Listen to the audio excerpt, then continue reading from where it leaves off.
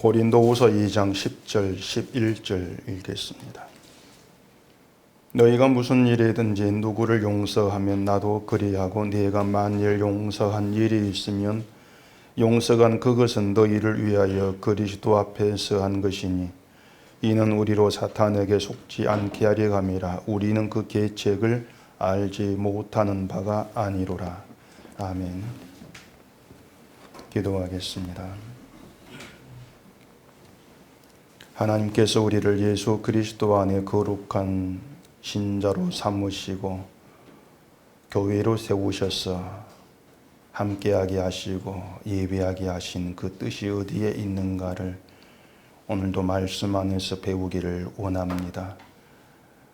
우리의 뜻이, 우리가 바라는 것이 눈에 보이는 이 모든 것들이 아니고 우리를 붙들어 다스리시는 십자가 예수 그리스도께만 향할 수 있는 이 시간 될 수 있도록 성령의 은혜를 허락해 주시옵소서.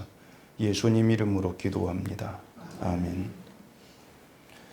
사도 바울이 고린도 교회에 쓴 이 편지에는 그 교회에 대한 바울의 생각과 의도가 그대로 담겨 있습니다.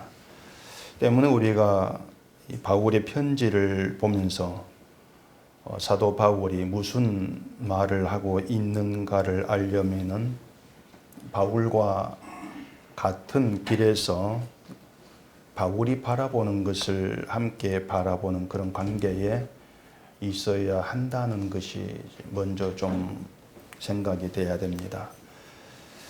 쉽게 말해서 이 바울이 복음의 시각에서 교회를 생각하면서 편지를 쓰고 있는 것이기 때문에 우리도 교회도 바울과 같이 복음의 시각에서 편지를 읽고 또 교회가 무엇이고 신자가 어떠한 존재인가 이러한 문제를 생각해야 한다는 겁니다. 그래야만이 이 바울의 편지 안에서 바울과 교회의 생각이 일치가 될 수 있는 것이고 또 그걸 통해서 바울과 함께한다 이렇게도 말할 수가 있는 것입니다. 그 당시 고린도 교회가 이제 바울의 편지를 받고 그 내용을 또 바울의 그 의도와 뜻을 얼만큼 이해를 하고 바울의 생각에 함께하게 되었는지는 모릅니다. 그러한 적이 나오지 않기 때문에 모르겠지만은 중요한 건 지금 바울의 편지를 읽고 있는 우리들입니다. 우리가 중요한 거죠. 우리가 바울의 편지를 보면서 그래 맞다 그렇게 동조가 되는지 그리고 얼만큼 바울의 생각에 함께하게 되는지 그런 문제가 중요한 거죠. 그러려면 여러분들이 바울의 편지를 보면서 그 바울의 의도가 무엇인가 하는 걸 부지런히 따라가고 알아갈 수 있어야 되는 겁니다. 이게 전제가 되어야만이 우리가 바울과 동일한 의도와 생각을 가지고 교회를 모이면서 또 믿음의 길로 가고 있다. 이러한 어떤 그 생각을 해볼 수가 있는 거죠. 또 그 일을 도우라고 또 목사가 있는 것이기도 하고요. 목사의 제 역할은 간단합니다. 이 편지를 썼던 당시 바울의 의도가 어떤 것인가 그것을 여러분께 전달하는 겁니다. 근데 제가 아무리 목사라 할지라도 바울의 편지를 보면서 바울의 의도와 생각을 완전히 제가 알 수는 없는 것이죠. 이건 저만이 아니고 어느 누구라게도 그 2000년 가까이 된 그 전에 쓴 바울의 편지 그걸 보면서 바울의 의도를 완벽하게 알아챌 수는 없는 겁니다. 근데 분명히 알 수 있는 건 있습니다. 그게 뭐냐면 바울이 바라보는 방향은 예수 그리스도였다는 겁니다. 이건 분명한 사실이죠. 십자가가 바울이 지향하는 방향이었습니다. 십자가라는 게 이게 편지에 담긴 바울의 의도를 알아가는 데 있어서 중요한 단서가 된다. 그렇게도 얘기할 수 있을 거예요. 어쩌면 여러분들은 바울이 바라보는 방향이 그리스도입니다. 십자가입니다. 이러한 말을 좀 식상하게 받아들일 수도 있을 겁니다. 아니, 신자가 바라보는 방향이 그리스도라는 것이 당연하지 않느냐. 새삼스럽게 그 얘기를 할 필요가 있는가. 그 생각이 있을 수가 있어요. 더구나 바울인데 바울인데 굳이 뭐 바울의 방향이 그리스도다, 뭐 그걸 언급할 이유가 없지 않습니까? 이런 생각이 앞설 수가 있는 것입니다. 그런데 그 그리스도를 바라본다는 말에 담긴 의미를 모르기 때문에 그렇게 쉽게 생각이 되는 겁니다. 자, 이 대구가 서울과 부산 중간에 위치하고 있죠. 그럼 대구에 서서 서울과 부산을 동시에 바라볼 수 있는가 하면은 그럴 수가 없습니다. 서울과 부산은 전혀 반대된 그런 방향이 있기 때문에 서울을 바라본다면은 부산을 볼 수 없는 것이고, 부산을 바라본다면은 서울을 볼 수가 없습니다. 우리가 그리스도를 바라본다는 것이 그런 거예요. 그리스도의 반대편에 세상에 있고 세상 중심에는 내가 있습니다. 다시 말해서 그리스도의 반대편에 여러분 각자, 우리 각자가 있다는 겁니다. 그러면은 그리스도를 바라본다고 하는 것이 뭔가 하면 나를 보지를 않는 거예요. 나를 안 보는 것이죠. 나를 보지 않는 것은 내가 살고자 하는 내 인생, 내 포부, 나에 대한 모든 것들을 염두에 두지를 아니한다는 겁니다. 그런데 이 사람들은 자기를 위해서 자기 인생을 부지런히 살고 있으면서도 교회를 다닌다는 그 한 이유를 가지고 나는 그리스도를 바라봅니다. 그렇게 착각을 하고 있는 것입니다. 이것이 그리스도를 바라본다고 하면서도 그리스도를 말하고 십자가를 말하는 바울의 말을 이해하지를 못하는 이유가 되는 겁니다. 또 바울의 심중을 따라가지 못하는 이유가 된다고 할 수가 있는 것이에요. 그래서 그리스도의 몸된 교회가 뭔가 하면은 함께 대구에 서서 서울을 바라보는 관계다, 그렇게 생각하시면 됩니다. 그게 교회입니다.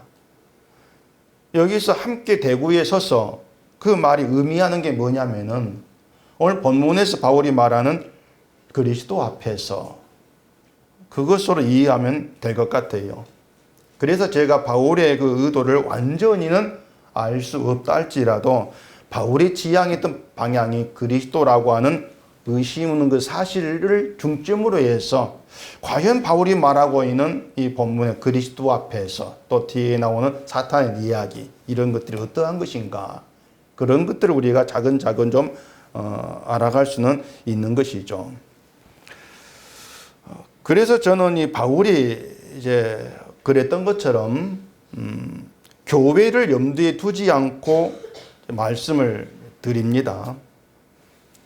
바울이 그리스도를 바라본다는 것은 교회를 보지를 아니한다는 겁니다. 물론 또 여러분 개인의 생각이나 반응도 제가 염두에 둘 대목은 또 아닌 겁니다. 제가 바라는 것은 함께 대구에 서서 서울을 바라보는 그 관계로만 굳건히 나아갔으면 하는 겁니다. 우리가 함께 대구에 서서 서울을 바라본다, 그 관계라는 것이 확인되어지면서 그게 기쁨이 되어진다면 그걸 우리는 서로 같이 감사할 수가 있는 것이죠. 그럼 본문을 다시 보십시다. 너희가 무슨 일이든지 누구를 용서하면 나도 그리하고 내가 만일 용서한 일이 있으면 용서한 그것은 너희를 위하여 그리스도 앞에서 한 것이니 이는 우리로 사탄에게 속지 않게 하려 함이라. 우리는 그 계책을 알지 못하는 바가 아니로라.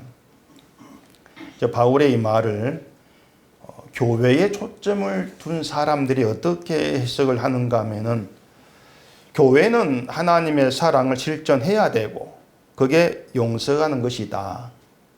그런데 사탄의 계책은 용서하지 않는 마음이 온 교회에 퍼지게 해서 은혜를 막고 분위기 있게 하는 것이다. 그래서 용서하지 않는 건 사탄에게 속는 것이다. 자, 그런 해석들을 주로 하게 됩니다. 어떻습니까? 제가 방금 말씀드린 그러한 해석이 좀 귀에 쏙 들어오는 그럴듯한 해석처럼 들리지 않습니까? 누구도 그런 해석에 반대하지를 않습니다. 사람들은 사탄의 계책을 주로 교회를 분열시키고 흔드는 거, 그렇게들 이해를 해요. 그게 사탄의 활동의 계책이라는 거죠. 교회에 분쟁이 생기고 어떤 문제로 시끄러워지는 거, 이러한 것을 하나님의 영광을 가리고 은혜를 막는 거, 이렇게 인식을 한단 말입니다. 그렇기 때문에 사탄의 계책은 하나님의 은혜를 회방하는 거, 영광을 막는 거, 그렇기 때문에 교회를 분열시키는 거, 이게 사탄의 계책. 그렇게 이해가다 보니까 그런 교회가 서로 용서하지 않는 거, 이게 사탄에게 속는 거, 다 그렇게 연결시켜가지고 얘기를 하는 거예요. 그렇기 때문에 교회에서 분쟁이 생기면은 내 편, 네 편 갈라져가지고 뭐 서로 삿대질하면서 막 서로 사탄이라고 이렇게 소리치고 있는 걸 종종 볼 수 있지 않습니까? 저희 교단에서도 분쟁이 생긴 교회가 여러 있었습니다. 그런 경우에 서로 용서하면서 우리 예전 일 없던 것으로 하고 친하게 돌아가는 것을 제가 보지를 못했어요. 거의 모든 교회가 분쟁이 생기면 갈라집니다. 용서라고 하는 건 없죠. 용서를 하라고 하면 저건 사탄들인데 어떻게 용서를 합니까? 펄쩍 뛰는 그런 경우가 대부분이죠. 근데 이런 것이 분쟁이 생긴 몇몇 교회의 문제가 아니란 얘기입니다. 분쟁이 생긴 교회가 특별히 믿음 부족해가지고 용서하지 못해 갈라졌다, 이렇게 말할 수 없는 거예요. 용서하지 못한다, 이건 인간 본성에 당연한 겁니다. 용서를 못한다는 것이. 그러니까 사탄이 용서하지 못하게 방해를 하고 해서 용서를 못하고 있는 것이 아니고 인간 자체가 용서할 수 없는 본성으로 존재하고 있다고 하는 거예요. 한국 교회를 보면 그 존재 자체가 분열의 역사입니다. 교회에 그 수많은 교단이 존재하죠. 그 자체가 그만큼 분열이 왔다는 것을 말해주고 있는 겁니다. 그러면 그 모든 것들이, 교회가 분열한 모든 것이 사탄의 계책에 성공한 결과라, 이렇게 얘기를 해야 하느냐는 것이죠. 사탄이 분열하게 하는 것이라면은 교회가 분열해 와가지고 많은 교단이 있는 거, 사탄의 계책에 성공한 것이다, 이렇게 얘기가 될 수밖에 없지 않습니까? 그래서 사람들이 현실을 이해할 때에 자꾸 방향을 잃어버리고 전혀 잘못된 해석을 하게 된 이유가 뭔가 하면은 자꾸 이 현실을 우리의 선과 악의 시각으로 보기 때문에 그런 거예요. 눈에 보이는 현실들을. 분열은 악한 거, 통합은 선한 거, 그렇게 생각을 하기 때문에 분열은 용서가 없는 거, 통합은 용서가 있는 사랑을 실천한 거, 그렇게 보죠. 또 그렇게 하기 때문에 분열은 사탄이 하는 일, 통합은 하나님이 하시는 일, 늘 그렇게들 현실을 해석을 해버려요. 그런데 그렇게 해석을 하게 되어지면은 분열이 없는 가톨릭은 사탄이 건들지도 못했고 사탄의 계책이 넘어가지 않은 유일한 기독교, 또 그렇게 봐야 되지 않습니까? 가톨릭 교단이 없어요. 딱 하나로만 존재하지 않습니까? 교회가 분열하지 않고 하나로 존재하는 거, 야, 저 가톨릭은 사탄이 건들지를 못했어. 반면에 교회는 사탄이 막 건들고 계책 성공해가지고 막 갈라졌어. 그래 해석이 돼야 되겠죠. 근데 교회가 분열하지 않고 통합하고 한 교단으로만 존재하는 것이 선한 것도 아니고 그게 하나님께 영광되는 것도 아닌데 그걸 모른단 말입니다. 말씀드린 것처럼 우리 기준에서 선한 건 함께 연합되어 있는 거, 하나로 가는 거, 악한 거, 분열한 이렇게 나누다 보니까 자꾸 분열을 사탄의 일로 그렇게 여기고 있는 거예요. 분열 또한 하나님의 일이라는 생각을 모르고 있단 말이에요. 못하는 거예요. 그러다 보니까 자꾸 어떤 해석이 잘못된 엽기를 세버리는 그런 결과를 초래하는 거죠. 이렇게 말하면 또 그러면 교회가 분열해도 괜찮단 말입니까? 또 이렇게 뭐 인상적으로 따질지 모르겠는데 교단이 갈라지고 교회가 둘로 나눠지고 이것만 분열이 아닌 겁니다. 사람이 이미 자기 중심적으로 존재하는 자체가 이미 분열되어 있는 거예요. 은속교회는 하나인 줄 압니까? 아니에요. 지금 여기 몇 명인지 모르겠는데 이 숫자만큼 분열되어 있습니다. 은속교회라는 게요. 제 말 틀린 것 같아요. 하나님이 아담에게 선악과 먹을 추궁하셨을 때에 아담이 한 말이 하나님이 주셔서 나와 함께 있게 한 여자 그가 그 나무 열매를 내게 줌으로 내가 먹었나이다 이렇게 얘기했죠. 이게 최초 인간 분열이에요.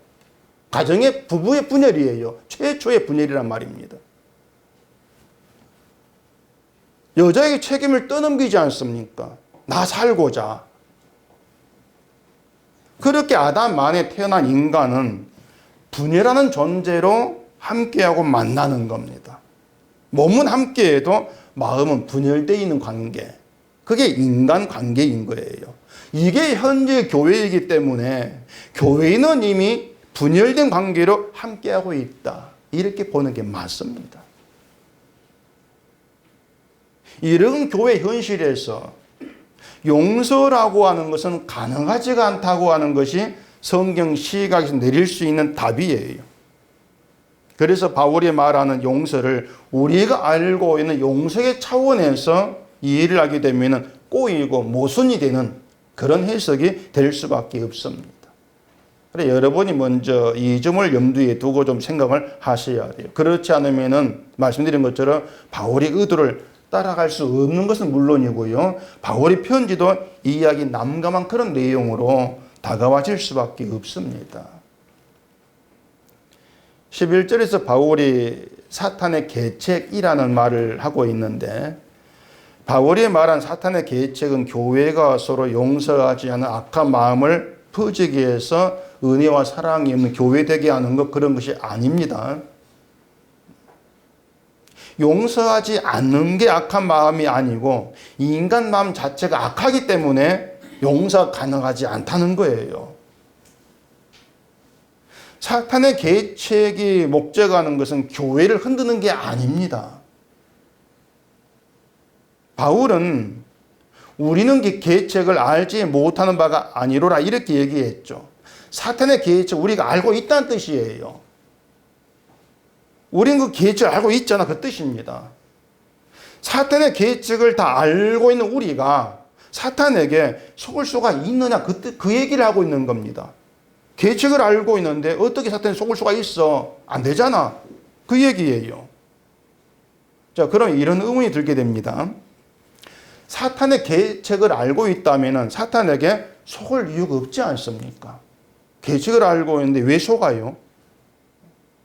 사탄에게 속는다면 그것은 사탄의 계책을 모르고 넘어가기 때문인 것이지 계책을 알고 있다면 속임수에 넘어갈 수가 없는 거예요. 그게 이치적으로는 맞는 겁니다.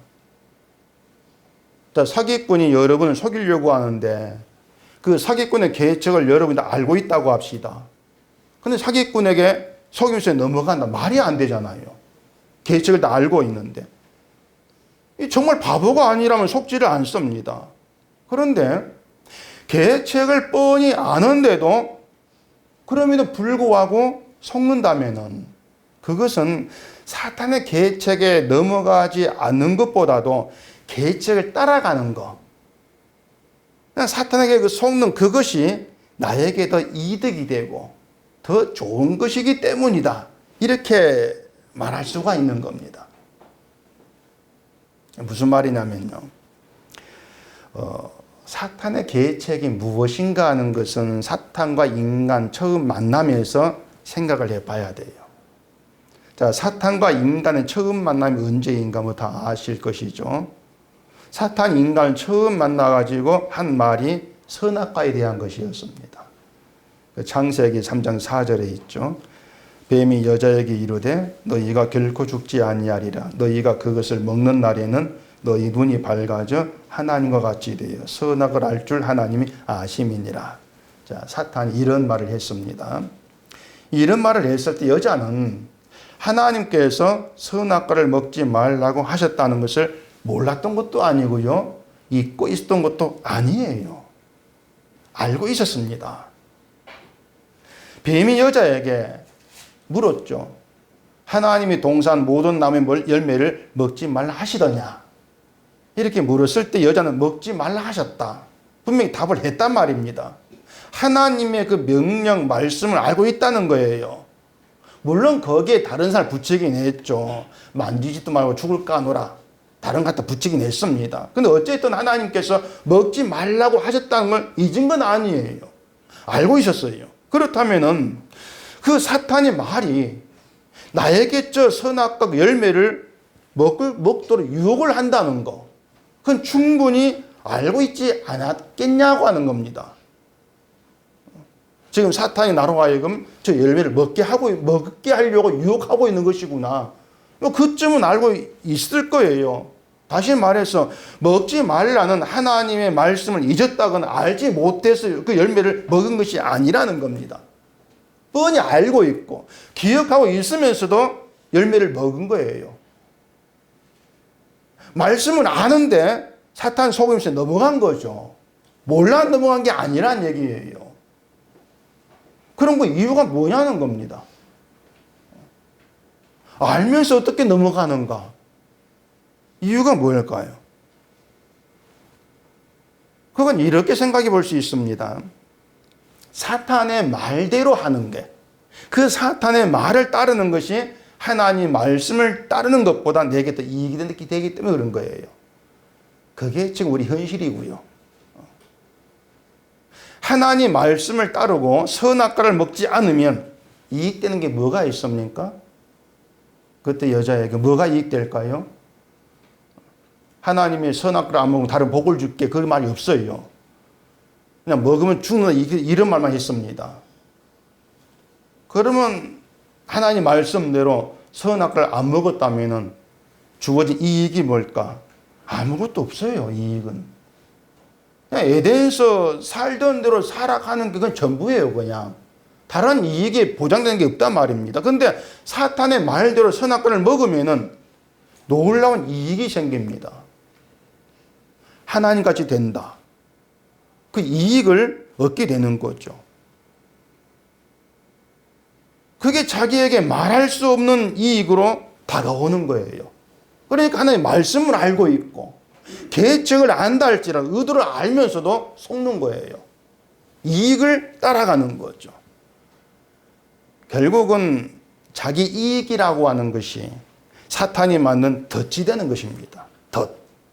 이 덫에 걸리지 않을 사람이 없습니다. 사람이 사탄의 덫을 피하려고 조심하고 살피려고 하는 것이 아니에요. 덫을 덫으로 알지를 못합니다. 왜? 내 이익이 덫이니까. 그 덫을 덫으로 보지를 않습니다. 덫으로 알지 못한 정도가 아니고 아예 대놓고 덫을 복이라고 하고 기꺼이 사탄의 덫에 걸려주는 거. 그 인간이잖아요. 즐겁게 기꺼이 웃으면서 그 덫에 걸리고 살아간다는 얘기입니다. 그게 지금의 교회고요. 그런데도 세상에 바라본 수준에서 용서를 실천하고 사랑을 실천하면 교회 되는 줄로 그렇게 착각을 하고 있는 것이 어리석은 생각이 아닐 수가 없다는 겁니다.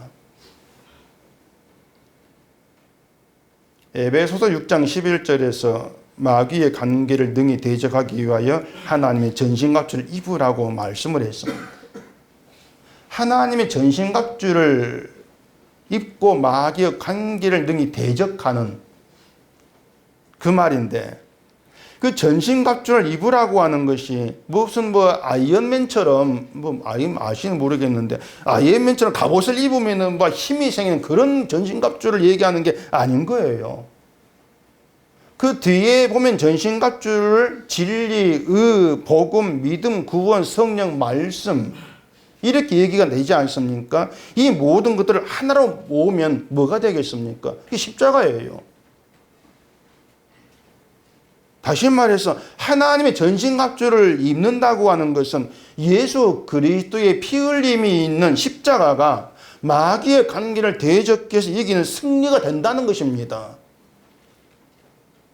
십자가를 믿고 네가 승리하라는 것이 아니고 그 십자가 너의 승리라고 하는 거예요. 그게 전신갑주라는 거예요. 우리 보고 마귀와 더불어 싸워 이기란 뜻이 아닌 거예요. 우리는 그럴 제주도 힘도 없는 사람들이에요. 사탄 계책을 알면서 속는 게 인간인데 그런 인간이 마귀 관계를 대적해 싸워 이긴다. 불가능한 일입니다. 그래서 바울이 10절에서 그리스도 앞에서 그 얘기를 하고 있는 겁니다. 자, 고린도 교회에 모든 사람을 근심하게 하는 자가 있었다고 했습니다. 그리고 바울은 그런 사람이 벌 받는 것이 마땅하다 이런 말도 앞에서 했죠. 교회에 해를 끼치는 자는 벌을 주는 것이 마땅하다. 누구나 가질 수 있는 생각이란 말입니다. 근데 바울은 뒤에 다시 차라리 그를 용서하고 위로하라 이런 말을 다시 덧붙이고 있습니다. 그래서 지난 시간에 말씀드린 것처럼 우리가 알고 있는 용서의 시각에서 생각을 하면 바울의 말이 벌을 주라는 것인지 벌을 주지만 용서하라는 것인지 애매해져요. 그래서 보통 생각하는 게 교회를 근심하게 한 자를 벌 주는 게 마땅하지만 그래도 교회니까 용서함으로써 사랑을 나타내야 된다. 이렇게 해석하는 경우가 많이 있는 것이죠. 그런 것들이 성경을 우리의 어떤 그 상식 틀 안에 집어넣고 이해하고 해석을 끄집어내는 결과인 거예요. 그렇기 때문에 도무지 바울의 의도대로 예수를 향하는 해석으로 나오지를 못하는 것입니다. 온통 교회에 초점을 맞춘 해석만 난무하는 것이 되는 것이죠. 그게 뭐다? 사탄에게 속는 것이다. 교회의 이익이 되는 것. 교회를 더 가치 있게 만들어주는 그런 해석을 하면서 그게 하나님 말씀이라고 하고 복음이라고 하는 것. 그게 사탄 계책에 속고 있는 거예요. 그리고 그런 것들이 의미하는 게 뭐냐? 바울이 말하는 예수 그리스도 앞에서 이게 빠져 있다는 것입니다. 자, 바울이 용서를 말하죠. 용서를 말하는데 내가 용서한 일이 있으면은 용서한 그것은 너희를 위하여 그리스도 앞에서 한 것이다. 정말 알아듣기 힘든 말을 합니다. 이걸 누가 알아들을 수 있겠어요? 내가 용서한 일이 있으면 그냥 용서했다 이러면 끝나면 되는데 용서한 그것은 너희를 위해서 그리스도 앞에서 한 것이야. 그 무슨 뜻으로 이런 말을 하고 있냐고 하는 겁니다. 자, 일단 그 말은 바울이 이미 교회를 용서했다는 거예요. 이미. 용서했다는 겁니다. 근데 다시 말하지만 바울이 말한 용서는 우리가 알고 있는 용서의 그 의미를 지금 얘기하고 있는 것이 아닌 거예요. 다른 용서예요. 차원이 달라요. 일단 용서라고 하는 것은 피해자와 가해자가 존재해야 합니다. 피해자가 가해자의 그 잘못을 덮어주는 게 용서죠. 피해를 받았는데 가해자의 죄를 벌주지 않고 없던 일을 봐주는 거. 그게 우리가 알고 있는 용서란 얘기입니다. 근데 그것이 바울이 말하는 용서와 같은 의미라면은 사실 바울은 용서를 말할 자격이 없어요, 사실은요. 허물을 용서해주고 덮어줘 넘어간 이게 용서라면은 바울은 그런 용서를 말할 수가 없는 겁니다. 왜냐하면 전적이 있어요. 용서를 못한 전적이. 그 사도행 15장에 보면은 바울과 바나바가 다툰 일이 있지 않습니까? 왜 다퉜죠? 마가 요한 때문에. 자, 바울과 바나바가 두 번째 여행을 가려고 할 때에 마가 요한을 데리고 가는가 마는가 이 문제 두 사람이 의견 충돌이 있었고 서로 갈라졌습니다. 그것 때문에. 그래서 서로 따로 여행을 떠나요. 바울은 마가 요한을 못 데려간다 그런 입장이었는데 바나바는 데려가자는 것이었죠. 근데 바울이 요한을 왜 못 데려가냐 했냐면은 이 요한이라는 사람 1차 여행 때에 도중에 도망쳤어 예루살렘으로 가버린 거예요. 그러니 그런 요한 어떻게 함께 하느냐 그게 바울의 생각이었던 것이죠. 그런 일에 대해서 우리가 좀 뭔가 아쉬움이 있습니다. 바울이기 때문에 노골적으로 바울을 비난은 못하는데 그래도 바울이 좀 요한을 용서하고 받아줌으로 함께 여행을 떠났다면 얼마나 우리가 바울을 얘기하기 좋으냐 이 생각이 있는 겁니다. 요한을 용서했다면 좋은 교훈거리가 되잖아요. 누군가 허물이 있어도 용서 함께하는 사랑입니다. 그런 사랑을 보여준 바울을 본받읍시다. 좋은 거리가 되지 않습니까? 근데 바울은 요한을 받아주지를 않았습니다. 그렇기 때문에 우리가 알고 있는 용서를 바울이 말할 입장이 못 되는 거예요. 근데 바울에게는 그런 용서에는 관심이 없습니다. 우리가 아는 용서에 바울은 관심이 없어요. 오히려 바울이 내가 사도인데 요한을 용서하고 받아주는 것이 사도답게 보일 수 있는 것이 아닌가, 그렇게 생각했다면 바울이, 그걸 우리가 어떻게 봐야 되겠습니까? 아마 우리 같으면 그렇게 생각했을 거예요. 내가 신자인데, 내가 목사인데, 내가 장로인데, 내가 목사답게 보이려면 용서해 줘야지. 아마 우리는 그렇게 생각했을 겁니다. 그게 우리가 알고 용서이고 사탄 개체 속는 거예요. 결국 상대방 그 사람을 위해서가 나 때문에 용서하는 거죠. 목사답게 보이려고 나를 나답게 보이고 싶어 하는 거.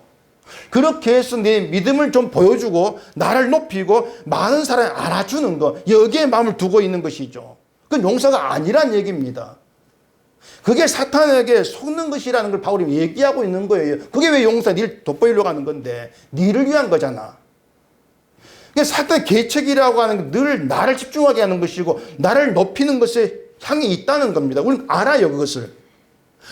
안도 불구하고 우리는 늘 나가는 것이 나를 높이는 길 나갈 수밖에 없는 거예요. 알고 속는 것이죠, 그것이.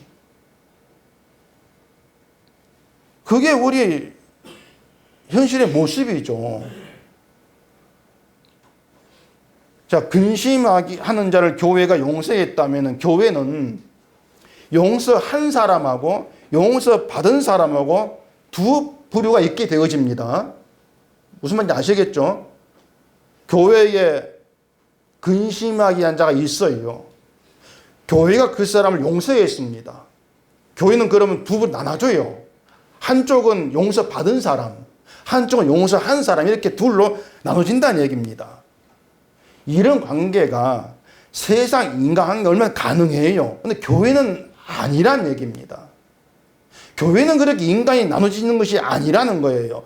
교회는 그냥 인간관계가 아니고 그리스도 몸의 지체 관계로 함께하고 있기 때문에 그런 겁니다. 그리스도의 지체 관계에서 피해자, 가해자가 따로 있을 수가 없어요. 왜냐하면 우리 모두가 다 가해자예요. 그럼 피해자가 누굽니까? 예수님이죠. 그게 교회예요. 교회 밖 세상에서의 인간끼리 넌 피해자, 난 가해자 가능하단 말입니다. 근데 교회는 아니란 얘기예요. 몽땅 다 예수를 죽인 가해자로 모이는 교회란 얘기입니다. 근데 그 가해자 속에서 다시 또 피해자가 발생한다? 그건 아니란 얘기죠. 그러니까 바울이 예수 그리스도 앞에서 이 말을 하고 있는 이유가 뭐냐면은 너희는 몽땅 다 예수를 보면 가해자잖아. 그러니까 가해자로 만나라, 그 뜻이에요. 가해자로 만나라. 목사라고 예외가 아닙니다. 목사도 예수를 죽인 가해자예요. 여러분 모르는 내용입니까? 목사도 예수를 죽인 가해자예요. 모두가 다 가해자가 되기 때문에 용서할 자가 아니고 모두가 다 용서받을 자로 만나는 교회라는 것입니다. 바울은 그 교회를 염두에 두고 있는 거예요. 지금 그걸 가르치고 있는 것입니다.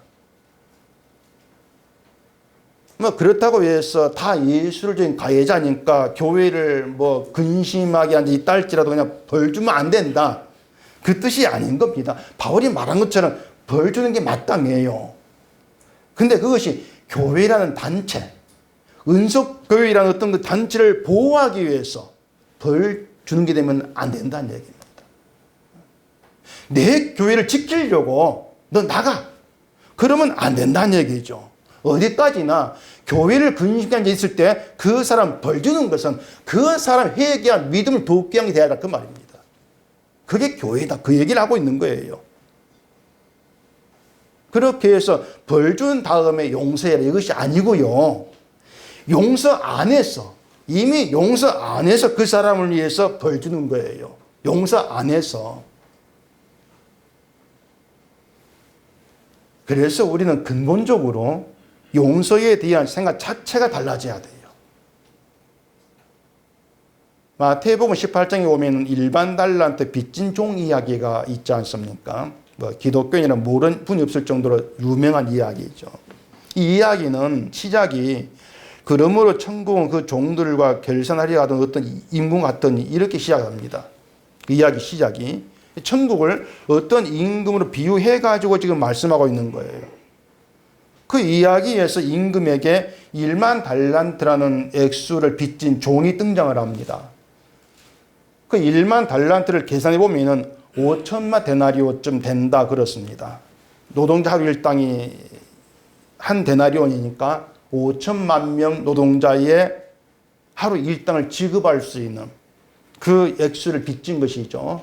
몇 조라고 할 수 있을 정도의 액수예요. 종인데 어떻게 해서 그런 빚을 졌는지 모르겠지만은 어쨌든 어마어마한 액수의 빚을 임금이 그 종을 불쌍히 여기고 탕감해 줬습니다. 종이 그렇게 탕감받고 임금 앞에 나와서 길을 가다가 자기에게 100데나리온 빚을 진 동료를 만납니다. 그리고 그 동료의 목을 잡고 빚을 갚아라고 하면서 옥에 가둬버립니다. 빚 갚아라고. 그 소식을 들은 임금이 노해서 그 탕감받은 종에게 빚을 갚으라면서 옥에 가둬버린 그 내용이죠. 이 이야기에서 우리가 중점을 둬야 되는 것은 10,000달란트 빚을 탕감받은 은혜를 입었으니까 100데나리온 빚진 이웃을 용서해 줘야 된다. 그렇게 실천해야 된다. 그 이야기가 아닌 겁니다. 100데나리온 빚진 동료를 탕감할 수 있는 것은요, 내가 실천해서가 아니고요, 10,000달란트 빚을 탕감한 은혜가 크게 다가오면은 자연히 되어지는 거예요. 아시겠어요? 내가 10,000달란트 탕감 받았으니까 저 100단위로 내가 탕감해 줄 거야. 그렇게 실천되는 것이 아니란 얘기입니다.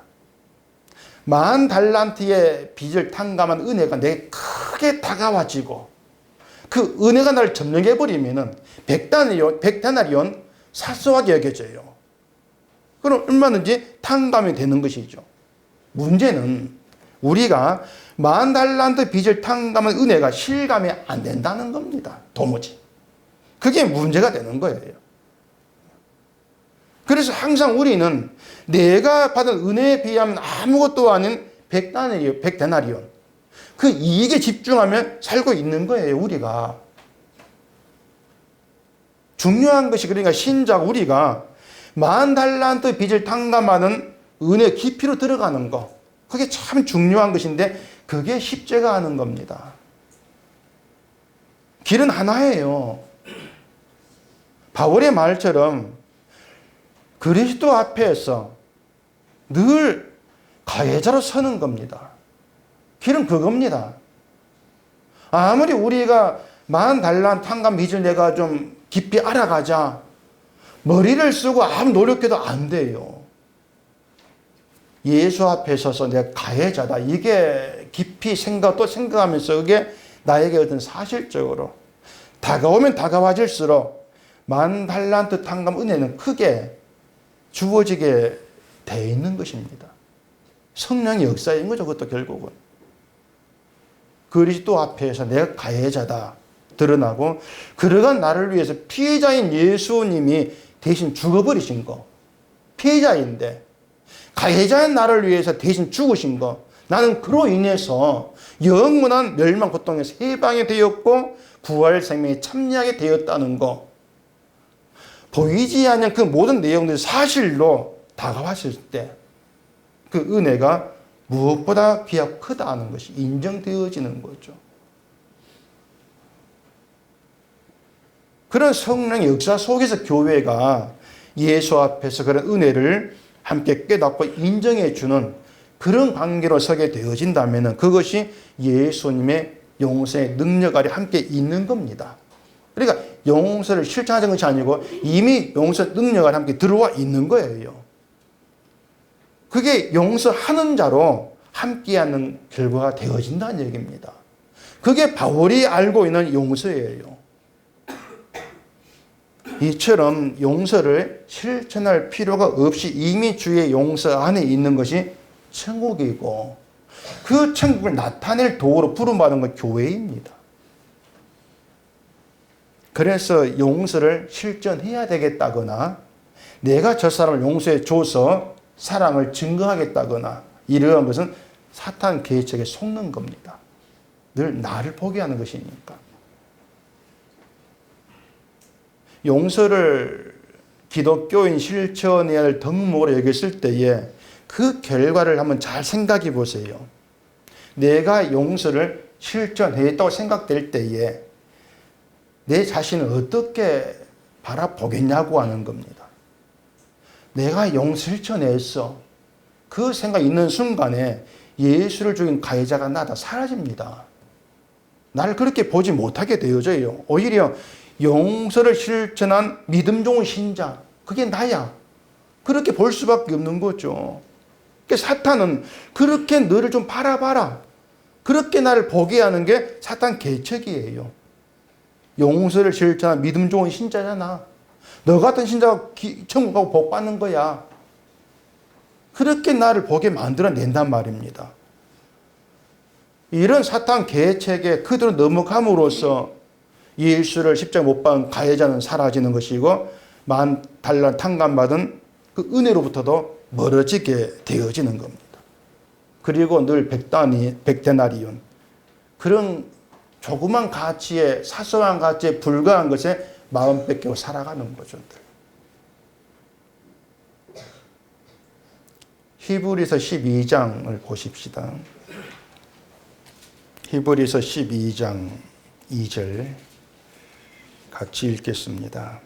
믿음의 주요 또 온전하게 하시는 이인 예수를 바라보자. 그는 그 앞에 있는 기쁨을 위하여 십자가를 참으사 부끄러움을 게으르지 아니하시더니 하나님 보좌 우편에 앉으셨느니라. 아멘. 자, 우리는 불의한 자고 진노의 자식이죠. 저주는 우리가 받아야 될 제 몫입니다.